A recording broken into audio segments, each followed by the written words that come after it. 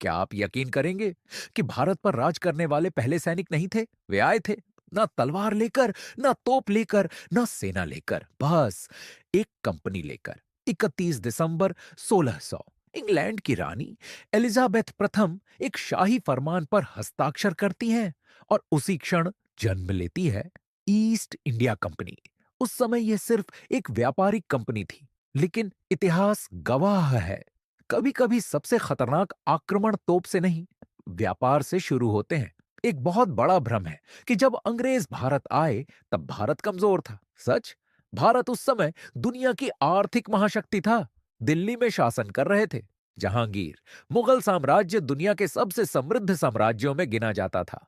भारत देता था कपास, रेशम, मसाले, नील, हीरे, और यूरोप भारत के बिना अधूरा था।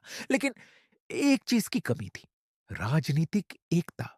उत्तर भारत शक्ति पर पूर्ण नियंत्रण नहीं, दिल्ली से मुगल शासन चलता था, लेकिन राजस्थान की राजपूत रियासतें अपनी शान और पहचान बचाए हुए थीं। समझौते भी थे, संधियां भी थीं, संघर्ष भी थे, यानी शक्ति थी, पर पूरा केंद्रीकरण नहीं। दक्षिण भारत अवसर की जमीन, दक्षिण में स्थिति और जटिल थी। बीजापुर सल्टानेट, शक्तिशाली सेना, गोलकोंडा सुल्तानेट, हीरों की अपार संपत्ति, अहमदनगर सुल्तानेट, लगातार युद्धरत। ये राज्य कमजोर नहीं थे, लेकिन एक दूसरे से लड़ रहे थे।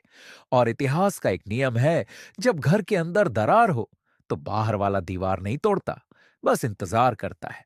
मराठा शक्ति तूफान की आहट दक्कन की पहाड़ियों में एक नई ताकत जन्म ले रही थी। मराठा सरदार छोटे किलों पर कब्जा मजबूत कर रहे थे। गुरिल्ला युद्ध की रणनीति बन रही थी। एक आग सुलग रही थी जो आगे चलकर मुगल साम्राज्य को चुनौती देगी। लेकिन उस समय वह बस चिंगारी थी।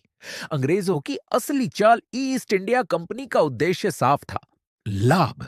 भारत पर राज करना नहीं, सिर्फ व्यापार। 1615 में अंग्रेज दूत मुगल दरबार पहुंचते हैं, झुककर सलाम करते हैं, अनुमति मांगते हैं और उन्हें व्यापार की इजाजत मिल जाती है। इतिहास का पहला दरवाजा खुल चुका था। सूरत में अंग्रेजों को व्यापारिक केंद्र मिला। शुरुआत में वे विनम्र व्यापारी थे, स्थानीय कानून मानते थे, कर देते थे।